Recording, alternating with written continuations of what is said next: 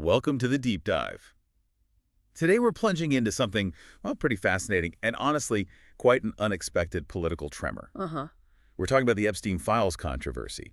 But look, our focus isn't really on the files themselves per se. Right. Instead, we're trying to dissect how this whole issue, this really explosive issue, has somehow fractured the MAGA base, a movement that, we've always seen as incredibly loyal, almost singularly focused. Yeah.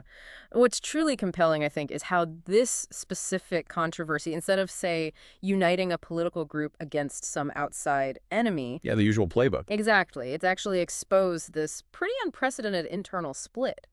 So our mission today is really to peel back the layers on this internal divide. We'll be looking at the source material that really shows this tension between the leadership and the grassroots. So what does this actually mean for you, maybe watching the political scene? Well, understanding these kinds of internal pressures, these shifts, it can offer some incredible insight into, like, the DNA of modern political movements and voter behavior, too.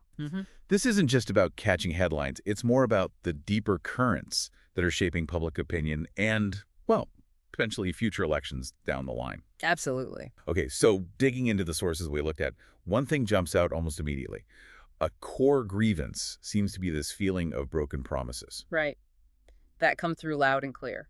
Our research shows pretty vividly how prominent NGA leaders, influencers, you know the names, like Yeah. Dan Bongino, Steve Bannon, Laura Loomer, Jack Posobiec, Charlie Kirk, Yeah, the big voices.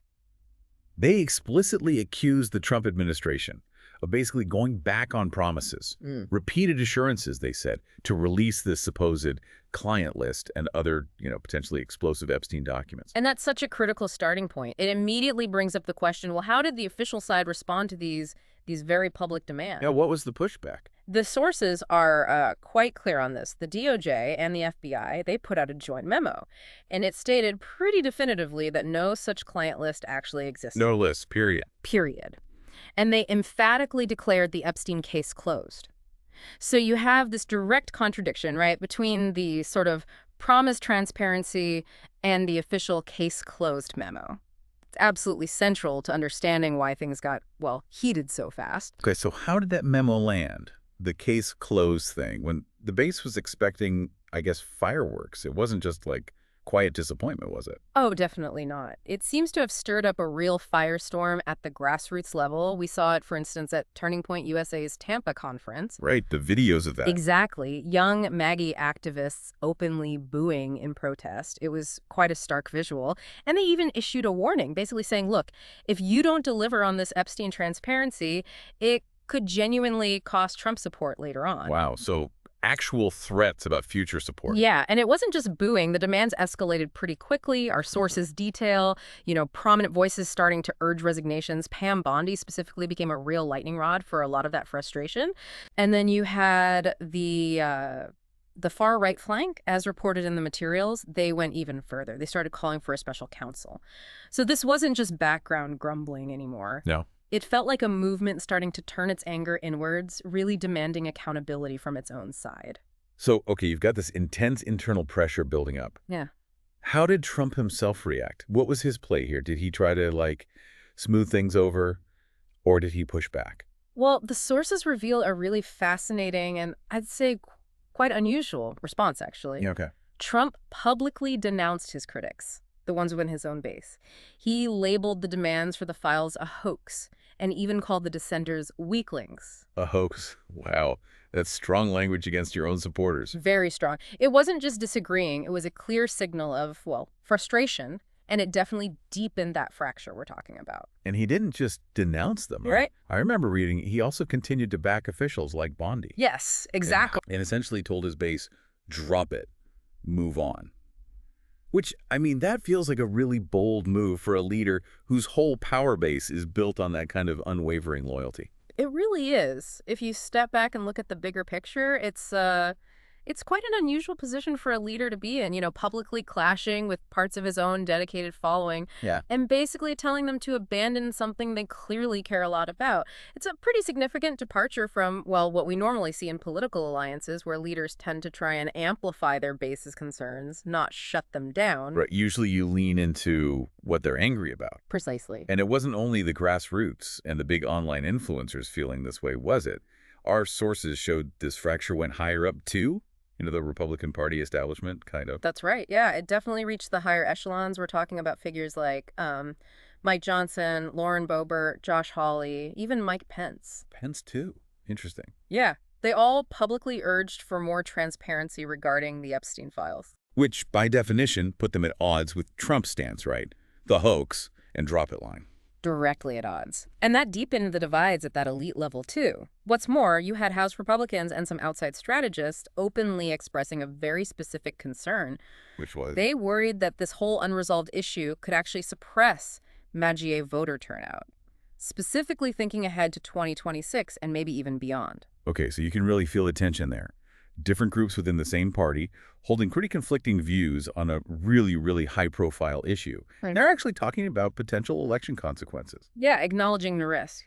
But, okay, beyond the sort of anecdotes and the public statements, what about the numbers? Do the polls actually show this internal dissatisfaction? Yeah, the polls give us a revealing snapshot. Surveys from Quinnipiac, Reuters Ipsos, CNN SRS, they all picked up on significant dissatisfaction among, specifically, staunch conservatives. So the core base. The core base, yeah.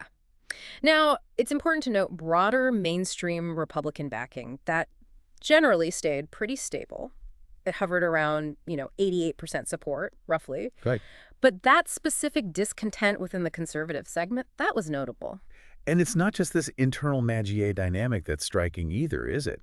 I mean, the broader public feeling about this, as shown in the sources, that's pretty compelling too. Oh, absolutely. There's a remarkable statistic that pops up in the material. A really significant majority, we're talking nearly 70% of all Americans, Oh, 70%. believe the government is withholding Epstein-related information. So this widespread public distrust, regardless of political stripes, it creates this really potent backdrop for the specific fracture we're seeing inside the MAGA base. Right. It makes their demands feel less like an outlier and more like they're tapping into something much bigger. Exactly. It echoes a much larger public sentiment. Okay, so given all that, this landscape of distrust and internal splits, what does it all mean looking ahead, particularly, thinking about future elections? Well, analysts, based on the sources we looked at, they're clearly warning that if this whole Epstein thing just stays unresolved, lingers out there, Yeah. it could genuinely dampen MAGA voter turnout. They even put some numbers on it, suggesting a potential impact of costing Republicans anywhere from, say, 10, 40 seats in future elections. 10 to 40 seats. That's not insignificant. Not at all. And this whole discussion around the Epstein files, it feels like it's doing more than just causing a rift over one issue. It seems to be kind of shifting the very nature of the MAGA movement itself. How so? Moving it perhaps from purely a top-down loyalty structure, focused entirely on the leader, Right. to one that's increasingly driven by this grassroots demand for, truth-seeking, for answers. And Trump, in that scenario, he really risks alienating that segment, that grassroots part, if he keeps dismissing your concerns. It's a really fundamental shift in dynamics, I think, something we haven't quite seen before with this particular movement. So, yeah, if we connect all the dots here, the Epstein files situation, you could call it a fiasco. It really has exposed this unprecedented fracture within the MAGA movement. It's a clear split. You've got Trump's inner circle on one side and these powerful, very outspoken voices at the grassroots on the other.